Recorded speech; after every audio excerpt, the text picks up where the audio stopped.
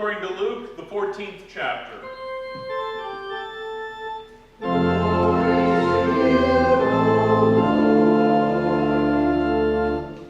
Large crowds were traveling with Jesus, and turning to them, he said, "If anyone comes to me and does not hate father and mother, wife and children, brothers and sisters, yes, even their own life, such a person cannot be my disciple. And whoever does not carry their cross and follow me cannot be my disciple." Suppose one of you wants to build a tower.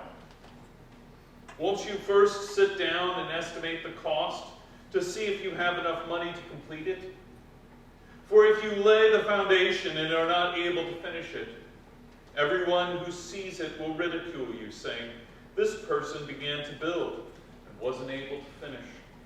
Or suppose a king is about to go out to war against another king. Won't he first sit down and consider whether he is able with 10,000 to oppose the one coming against him with 20,000? If he is not able, he will send a delegation while the other is still a long way off, and will ask for terms of peace. In the same way, those of you who do not give up everything you have cannot be my disciples. The word of the Lord.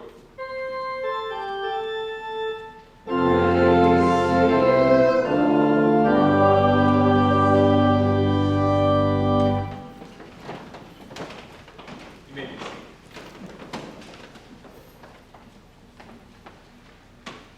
On the surface, a lot of these gospel lessons sound like pure law. And we really do get distracted, not because that's what the gospel is saying, but because the own inclination of our hearts is towards the law, asking what is it that we can do to earn our salvation. Starting right off the bat, there's hard statements here, tough ones, but important ones for us to listen to. And I think it's really important for us not to pick and choose what we want to believe in the gospel. You see, that's really what this is about, law and gospel. The law is meant to convict us. The law is meant to offer no escape. And the problem is we want to cheapen the law. Of course we say that what we're doing is just cheapening the gospel, giving people cheap grace. But in reality, what I find is we are always trying to just finagle the law, kind of tilt it in just such a way that we can bypass Christ and don't have to go to him. This statement here is an absolute statement of obedience to Christ, and it's important for us to listen to it. When I was reading this, I thought of the movie Chariots of Fire. This movie came out, I think, about the same year I was born. I think it won the Academy Award that year. Wonderful film. In the movie, it tells of two British athletes who are going to compete in the Olympics. But on a deeper sense, both of these people are not just British, but they're very distinct Britons. One of them is Jewish and wrestles with the identity of being Jewish, and how this identity often puts him at odds with the larger culture. But the other one is also at odds with the larger culture. A devout Scottish Presbyterian, Eric Liddell, had gone and played rugby. He was known for being an incredibly wonderful runner. And he would be a missionary in China, where he would die in the closing days of World War II. But the movie focuses on a very important time in both men's lives, and this is during one of the Olympics. There, the Olympic Committee has changed the dates at one point, asking Eric Liddell to go ahead and compete on the Sabbath day. And so Liddell, terrified, is trying to figure out a way to work around this. The Olympic Committee has no luck with the French delegation who were in charge of the Olympics that year, and so they go to Little trying to persuade him to run. And they throw everything at him. They tell him he'll be letting his country down.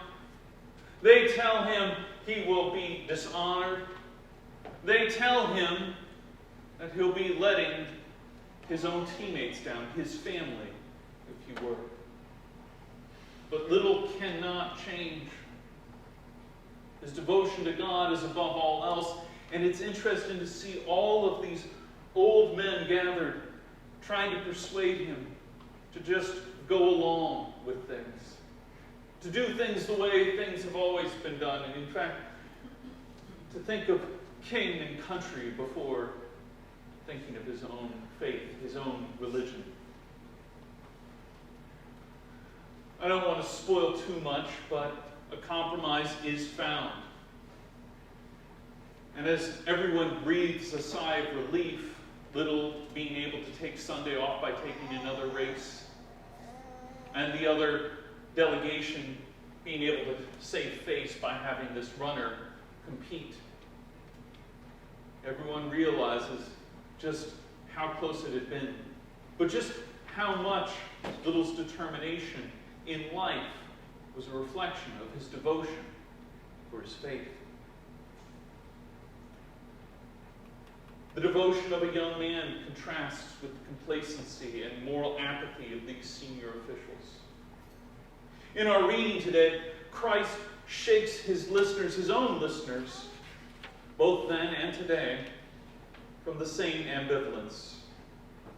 The ambivalence of trying to choose things greater to God, or making them choose these things the world tries to tell us will make us happy. Instead, Jesus confronts us as he confronted his listeners back then. Place God over our relationships, our renown, and our chance to rule. Over relationships, renown, and rule, we see something here, don't we? We see that these are not bad things in and of themselves. They can be quite useful, helpful, beautiful, fulfilling. But if they take the place of God, I can assure you they will lead to despair. The world is littered with biographies and stories and anecdotes of people who for one moment placed something above God and then found their whole lives reoriented to things that would never fully satisfy them. It's important for us to remember just what's happening in the Gospel of Luke. Jesus is traveling to Jerusalem.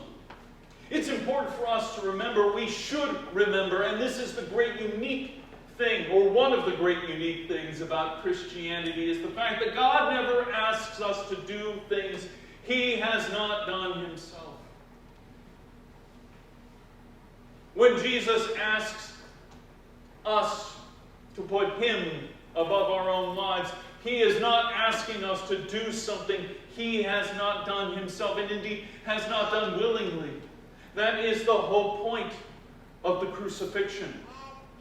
Jesus goes to Jerusalem, and notice this, it is the disciples who are supposed to follow after him. The German word for disciple is Nachfolger, which means one who comes after. The one who's following Jesus follows him through death so that we can follow him through the resurrection.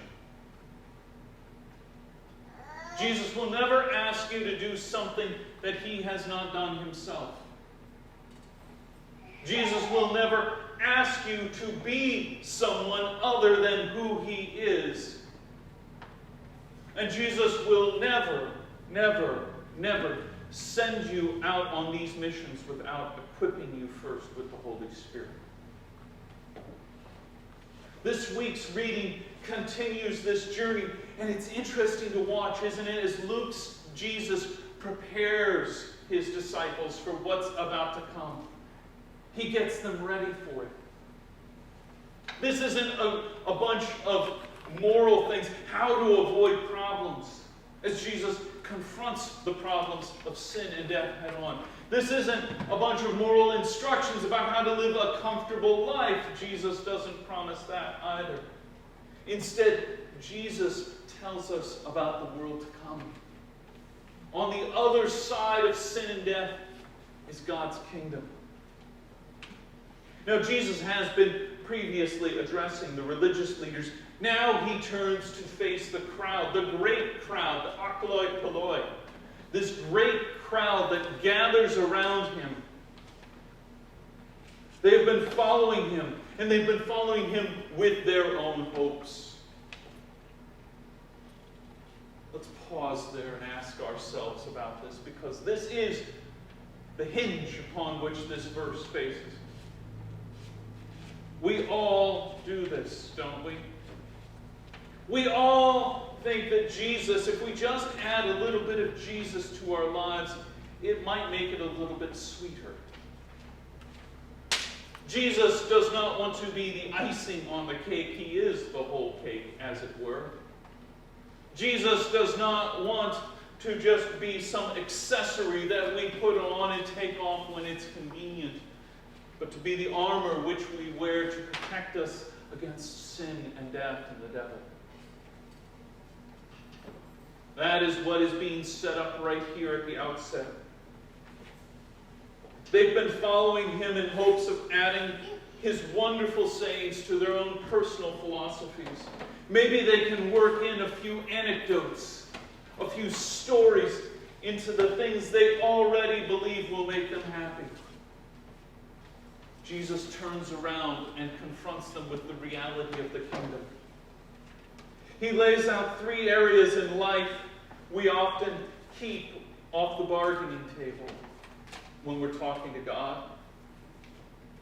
Things we keep off the bargaining table when the gospel comes up in conversation. Relationships, renown, and rule. What's important for us is to see how God is better than these things. And when God is primary, all of these things come to their fullness. The word for hate that's used here is often used in the Old Testament when God hates an idol or anything that takes our eyes off of God. It's a funny thing about idols. There are some really, truly grotesque idols out there. But most idols appear lovely at first. Most idols really make promises that they can't keep. Idols are the elevation of goods to the ultimate good. A family is good, but when it becomes the ultimate good, by which everything else is measured, it's an idol, because it detracts from God. When we keep things off the bargaining table, what we keep off the bargaining table is truly our God. If we keep our wealth, if we keep our emotions, if we keep our intellect, if we keep our rule, if we keep our renown, if we keep our relationships off that bargaining table, those things are truly our God. He is not hating families. If it weren't for God, we wouldn't know what a family was. He instituted families. What he hates is the idolatry. What he hates, or what we should hate, is when anything in life comes up and says, you must choose between God and me. That's the moment when you must lay it aside. These families, these wonderful blessings are good. But the veneration to the level of God not just ruins our relationship with God, but will find disappointment. How many parents have put so much strain on children's perfection that they break under the pressure or simply walk away from the relationship? How many spouses have elevated the other spouse to the point that the real human has no chance of competing with that ideal? How many children have overlooked the flaws in parents because society or their own sense of self-worth dictates that it is something they must do in order to be good people. This is what Jesus is warning against. When we don't see our families through the lens of a gift from God and instead see it as an idol that we must appease. Jesus is telling people to lay aside the idol and to follow Christ through the cross and the empty tomb. Next, Christ lays out an illustration of a man building a great tower to be seen by all. In reading this, my mind went back to the great Tower of Babel. In that story, everyone wanted renown, and they gathered together, and they built this tower, this monument, to being able to survive and get glory apart from God. They wanted to reach heaven. They wanted to reach the throne room, and most importantly, they wanted to reach it on their own terms. They attempted to do this, but God came down and confused their speech because their heads and hearts were already confused.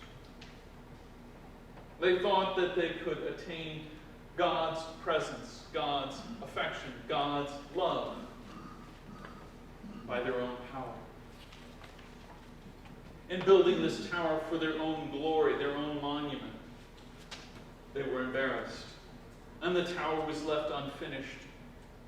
And so too, Jesus says once again, a person who attempts to build a tower on their own steam without counting the costs, without seeing what their own glorification will cost them, without being glad, happy for the gifts that God gives out abundantly.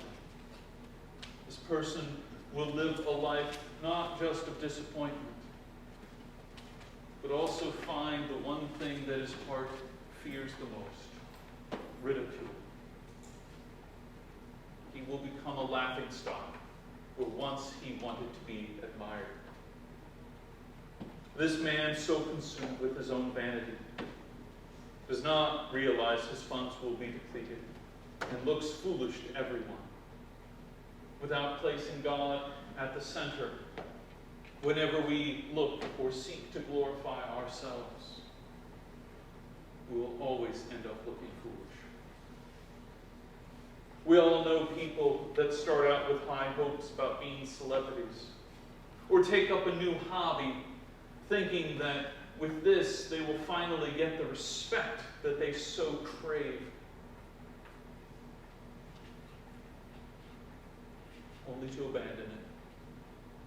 Only to see things unfinished. Or only to see that they will never measure up, because the horizon keeps getting pushed further and further out.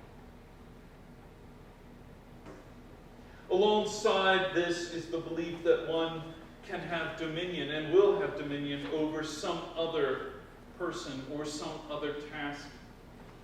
More than just armies, we face wars of ideology, don't we? In the 1930s, I remember there was the Frank Capra film.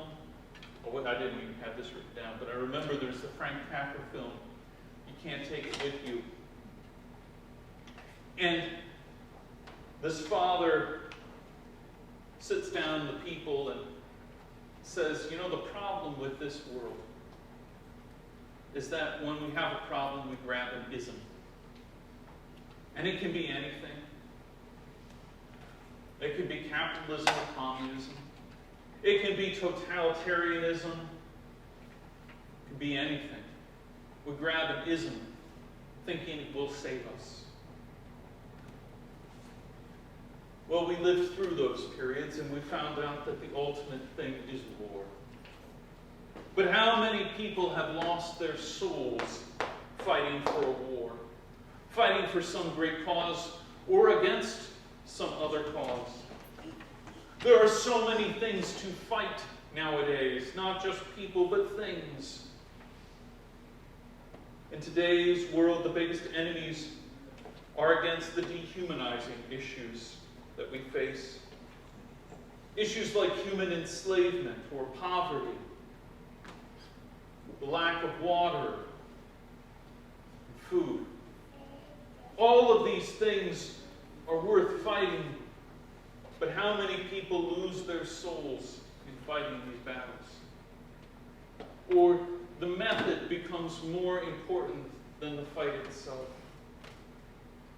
So many people start out with the best of intentions, only to realize that the war against these evils is a lifelong one, and that despair and cynicism often bedevil the unprepared. We see that, don't we?